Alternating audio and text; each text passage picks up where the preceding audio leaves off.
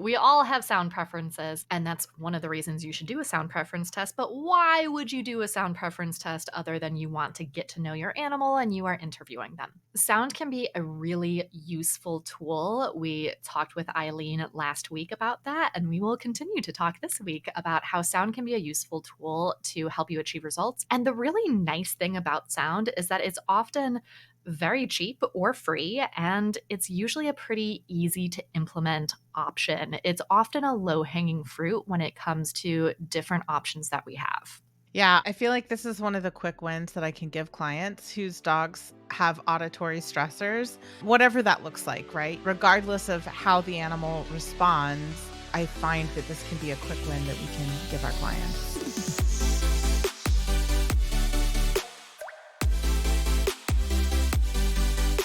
Welcome to Enrichment for the Real World, the podcast devoted to improving the quality of life of pets and their people through enrichment. We are your hosts, Allie Bender. And I'm Emily Strong. And we are here to challenge and expand your view of what enrichment is, what enrichment can be, and what enrichment can do for you and the animals in your lives. Let's get started.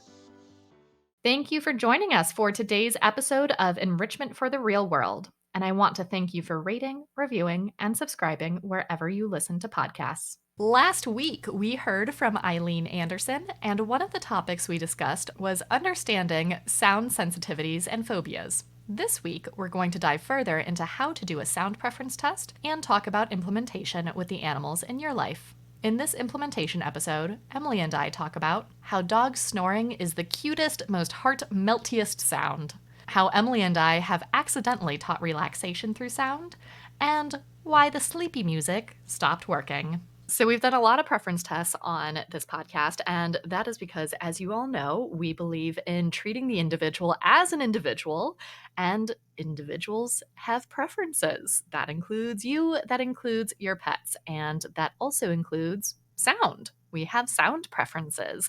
There are sounds that I absolutely love. I have like a bamboo wind chime, and I adore that like little soft bamboo sound. And then there are sounds I don't love, like dogs licking their butts. That's a slurpy, gross sound that I'm not a fan of. For me, it's Bayou contact calling when I don't know what he wants. And so while it might sound cute when it's just like the faintest little background sound on the podcast, it is not cute when you're in the house with him. That's the one for me that I'm like, okay, I love you. I love you. I love you. Are there sounds you love? There are absolutely sounds I love. We also have a wooden wind chime. To be fair to Bayou, I love it when my birds do their like soft, sweet little chatter when they're talking. So if I'm gonna talk some smack about my bird, I gotta also say that he has cute sounds as well that give me all the warm fuzzies. Yeah. Yes. Like dog snoring is the cutest, most heart meltiest sound. Yeah. No joke. Yes. No joke. Anywho, so we all have sound preferences, and that's one of the reasons you should do a sound preference test. But why would you do a sound preference test other than you want to get to know your animal and you are interviewing them? Sound can be a really useful tool. We talked with Eileen last week about that, and we will continue to talk this week about how sound can be a useful tool to help you achieve results. And the really nice thing about sound is that it's often very cheap or free, and it's usually a pretty easy to implement option. It's often a low hanging fruit when it comes to different options that we have. Yeah, I feel like this is one of the quick wins that I can give clients whose dogs have auditory stressors, whatever that looks like, right? Regardless of how the animal responds, I find that this can be a quick win that we can give our clients. I agree. I think sound masking can often be a quick win for my clients. And yes, it's often one of the first things that I give to them if they have a kiddo who has sound sensitivities or phobias. So let's dive right into how do you do a sound preference test? And the first step should surprise absolutely no one. And that is to figure out what goal you are trying to achieve with sound. Now, when we were talking with Eileen last week, we talked a lot about sound masking. That is one of the options, but there is a second option that I use sound for, which I'm just going to have you wait with bated breath. Let's talk about sound masking first and then get into a common second goal of sound. So As I mentioned when I was speaking to Eileen in last week's episode, sound masking is something that I've always attempted to do with clients with greater or lesser degrees of success.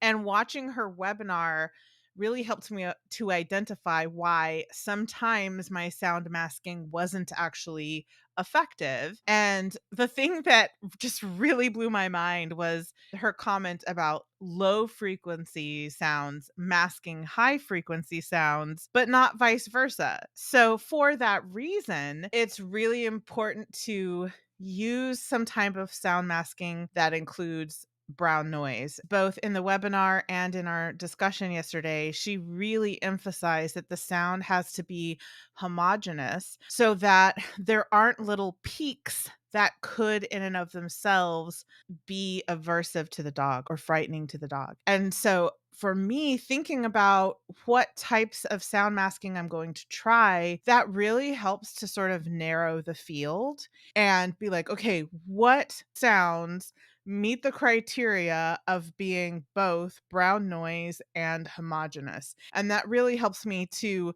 be more targeted in the sounds that I test with my clients' dogs. So I'm not just throwing everything at the wall and seeing what sticks, right? However, sound masking is only one of the goals. And so here we are. We're about to reveal the big mystery.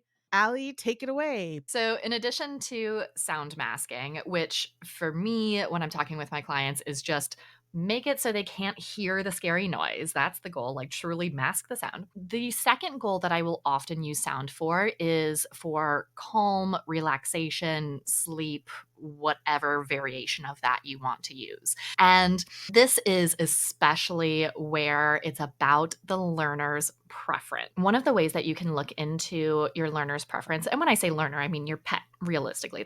That's who we're talking about today when we're talking about learners, is what do they do with the sounds that already happen in their daily lives? So is it that you have a personal sound routine at bedtime? Like I listen to pretty much like a specific podcast at night. And whenever I hear the like little intro music, I just feel myself getting calm because that's my sleepy time sound is that particular podcast. That would be an example of maybe Oso has the same. I don't know. I haven't actually watched because it's dark and he's usually, I don't know, already asleep. Oh, so it doesn't have sound sensitivity, so you don't have to pay attention to that for him. In that moment, he does not have sound sensitivities. So that's an example. I'm also somebody who just always has music on. I work from home, and if I am not talking to another human being, I am playing music. And so I know exactly how he feels about different genres of music. There is one band in particular that is like a moody kind of alt band, and he just like passes out if I play them or anything like them.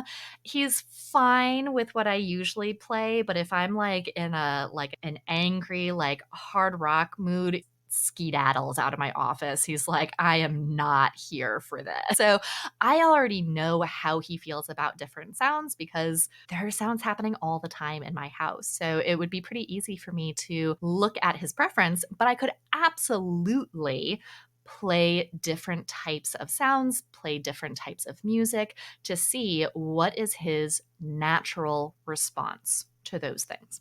Now, when we're talking about sound for sleepy time, what I like to do is if there's already a type of sound or music that puts them to sleep, that's the answer. Like a mission achieved, the end, you did it, good job. I would just start playing that when they could use some help with sleeping. Let's say that's not a thing. They have not associated that. They don't have the like the podcast intro classical conditioning that I have, and we want to help teach them that skill. What I like to do is to play that particular sound or music, and I usually use music, so I'm just going to say music from here on out. Play that particular music while they're already in that really nice, mushy, relaxed state. Like they're already falling asleep, and we're going to start playing that music. So music is happening, sleep is happening, good stuff happens.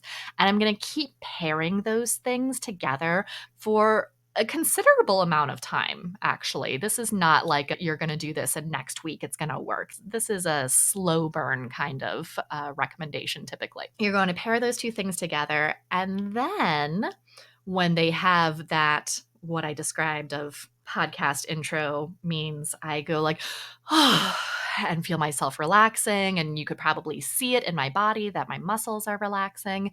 That's when it's like, "All right, now I can start playing this when there's a little bit more excitement." I'm not gonna go for the full blown, like, they're running their little fool heads off because some trigger is happening, that's gonna be too much to ask for. But, like, maybe they're a little bit restless, they're having trouble sleeping, turn that on, and our goal would be we see the where that body relaxes and they're able to sleep better. That's my goal for that. And my favorite example of this, there was a dog that I worked with at a shelter. His name was Castiel. Such a high anxiety kiddo. He had so many trubs in life in general. And he was my office dog once a week. So I didn't even try to do this. But whenever he would come to my office, which he would come into my office and then he would pretty much pass out the entire time he was there. It was just a really great break from him from the shelter. He would come in my office, he would pass out, and it just so happened that the day that he came was usually a day that I was like out doing a whole bunch of things that I wasn't in my office as frequently. I would turn on the exact same YouTube playlist every single time and he would go to sleep. And so this happened for months. And like I said, I wasn't trying to do this, but this would happen for months. He got moved to a different part of the shelter. And I walk into that building one day. There's classical music playing, which was what the YouTube playlist that I would play for him was. There's classical music playing. So many of the dogs were barking their little fool heads off. And there was Castiel asleep on his bed. And it melted my heart. Like, oh, I didn't even know that we were working towards this, but we were working towards this. All those months of him falling asleep to classical music in my office led to this point where he was just passed out because classical music was being played while everybody else was barking their little fool heads off. That's the cutest story of my whole life, and also I miss Castiel. Right? Oh, Cassie. Yeah, he was a good boy. Yeah. Yeah, so I accidentally did that with my dogs as well, because when I'm working on something where I really need to concentrate and like herd the cats in my own head, I play polyrhythmic folk music because for whatever reason, that's what helps the gremlin toddler in my head sit down and let the adult in my head get work done. So for me, I was playing that polyrhythmic folk music. But the thing is, whenever I'm working, the dogs snug with me on the nest. And so what I didn't realize was happening was that when I turn on that folk music, the dogs like, whew, they get really sleepy time and they get snuggy. And then conversely, when I'm getting up to do something, when I have a project that I'm going to working on or cleaning the house or whatever, Chuck and I have just a bunch of different playlists. We both worked in music, so we listen to like every conceivable genre. And it's just like a lot of all the music except essentially rhythmic folk music. And so the dogs have learned that like that music means we're getting up and doing fun things. And the polyrhythmic folk music means it's nappy time. We're going to go sleepies. And so I've started using the polyrhythmic folk music intentionally when I need the dogs to chill out because I accidentally did that to them, but it actually is really effective too. Contrasted with, I had a client in Salt Lake City with thunderstorm anxiety. And one of the things about thunderstorms is that it's not just the sound, it's not just the barometric pressure, it's not just the smell of ozone, it's also the vibrations. Like it sometimes can rattle the house. And so we ended up using those big industrial fans that are like the floor fans because they not only have that low frequency that masks the sound of the thunderstorms, but they also just constantly vibrate the house. And so it also masks the vibrations from the thunderstorm. So that was a totally different goal than the sleepy time goal that I was talking about with my dogs. Yes, we want the dog to feel relaxed and sleepy, but our primary goal there is to mask the sound and the vibration of the thunderstorms. All right, so after deciding what your goal is for doing this sound preference test, the next step is, how are you going to do a sound preference test? And I think there are many paths up the mountain to an extent.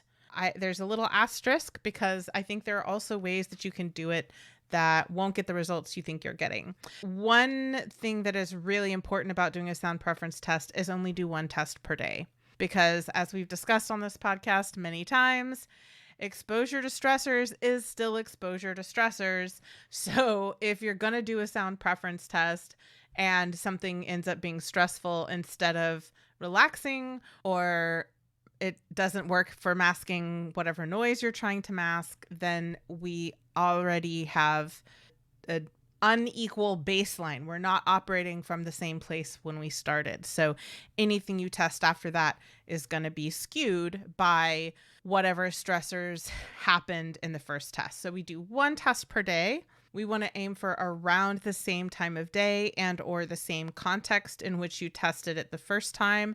So each time we're trying to eliminate as many variables as possible and really just see what the differences are between your dog's response to that specific sound, or cat or parrot, whoever you want to do a sound preference test with. I don't want to be speciest here.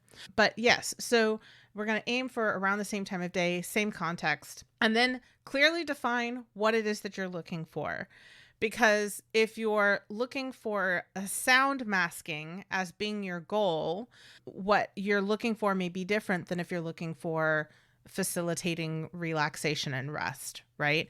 Because for sound masking, the dog can still be happy, playing, getting pets, eating food, working on food puzzles or foraging, whatever. And what we're looking for is that when the noise happens, they're not really vigilant and focusing in on that noise and responding to it however they have responded in the past, fearfully, reactively, whatever. If the goal of your sound preference test is facilitating rest and relaxation, then we want to measure the dog's arousal before the music or sound effect or whatever you're using to do the test, during the sound whatever you're testing, and afterwards. So are we seeing that over that process, there is a reduction in arousal?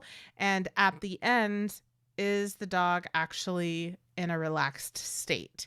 And relaxed state can look different for different animals. So I'm not going to clearly define what that looks like because I think it looks different across different individuals and across species. But in general, we're looking for an absence of tension in the muscles. I think that's the common thread that we can agree is a universal component of what melty looks like across individuals and across species. Allie, do you have any additional universal signals that might apply across individuals? I think absence of muscle tension is a good one because with absence of muscle tension comes usually everything else I would look for, like a steady, deep respiration rate and like little kind of squinty like blinky eyeballs, but not in the appeasement-y way, in the droopy eyes. Droopy eyes, not squinty eyes. Yes, thank you. Droopy is what I was looking for. Yeah, so I think anything that goes with melty works for me. Yeah, it's why I love the label melty, because most people have a pretty good idea of what that looks like across species for the most part. And so it can apply to lots of different overt behaviors or constellation of overt behaviors, as the case typically is. Yeah. So yeah, that's what we're looking for when we're doing a sound preference test. We want to only do one sound per day and then aim for around the same time of day, same context, and clearly define what it is that you're looking for to say this sound was or was not effective. And then I would say document everything, because here's the thing that humans do. We're all like, I'll remember. And you don't remember. That's not how human brains works. You just don't. So yeah, document it all, either by filming it or just writing down what you're seeing. And I typically tell clients, we don't want to do this for more than a week. We don't want to have more than like 7 sounds that we're testing, because when we get beyond 7 sounds, then it starts to get a little intense about people being like, okay, now I have to compare this sound to this sound. And then like their sound preference test takes 2 months. And it's like, no, we don't, that's not necessary. Let's just limit the number of sounds that we're testing.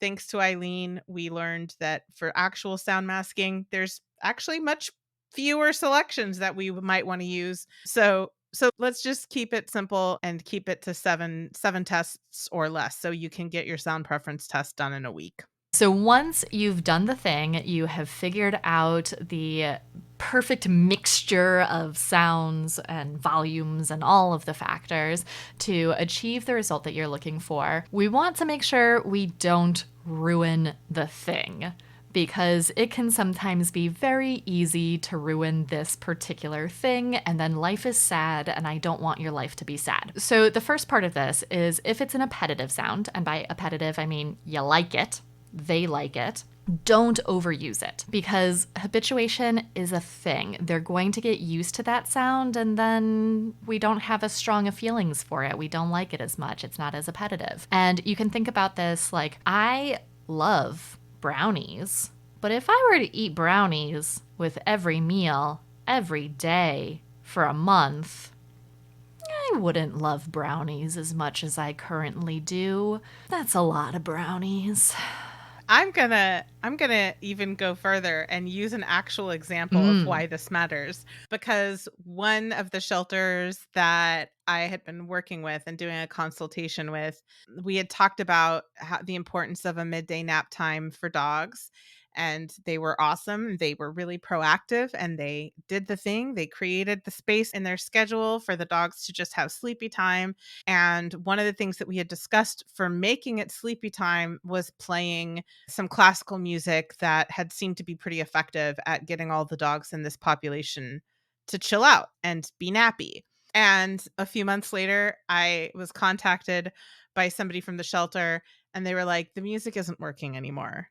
And I was like, what do you mean the music isn't working anymore? Say more words. Please elaborate. And it turned out that the kennel staff were so impressed by how impactful that classical music was during nap time that they were like, why don't we just have the music play all the time? And then the dogs will just always be this calm and quiet. And they learned the hard way that's not actually how it works. And that the reason the music was so effective is because it was contrasted from the rest of the day, and because it predicted that like dark, quiet time to work on a licky project. And when they just played the music all day with all of the regular chaos of the shelter, the dogs pretty quickly habituated to it, and it stopped having any relevance to the dogs. And so we had to start over with a different type of sound for nap time, because they learned the hard way that habituation is a thing. And if you just play it all the time, then it loses its potency. And also, for unless you're in a sheltering environment or a daycare or something like that, would mean you are listening to it all the time as well, and that just doesn't sound fantastic. So that leads me to our next point of, make sure it's also a thing that you are okay listening to, because I'm assuming that for many of our listeners, you are going to be in the house while your pet is listening to whatever this music or sound is. And so it needs to be something that you're also okay listening to. We can't promote one individual's mental health needs above another. We need to find something that works for everybody's mental, emotional, behavioral health. And I use the example that for Oso, I just tried different music that I already listened to and figured out how that related to him and what effects that had on him. And I was okay listening to it because it was already what I was listening to. It's just, so make sure you're also okay listening to the thing, or else it will ruin it for you and you will stop doing the thing. Okay. Next part of how to not ruin the thing is, your timing matters. So, in last week's episode, Eileen talked about reverse conditioning, where an awesome thing predicts a scary thing and then it becomes scary. And that's not what we're looking for. And that's not what we want. So, we often see this with kiddos who have some sort of separation related distress, where their humans will start playing a particular noise before they leave the house. And that predicts that their human is going to leave. And so they get stressed when they start hearing that particular music. Now, that's not to say that's not an okay strategy in some situations. Like, that is an okay strategy in some situations, but it depends. And so we need to make sure that we're not hitting that reverse conditioning and making awesome things scary by mistake. We need to make scary things awesome instead of the other way around. So just say no to reverse conditioning. And then along those lines of let's not make sound masking scary, don't use potentially triggering sounds for your sound masking. You should know what is happening in whatever it is that you are playing, especially if you're going to be leaving the house and that music or noise is just going to be playing on end for hours.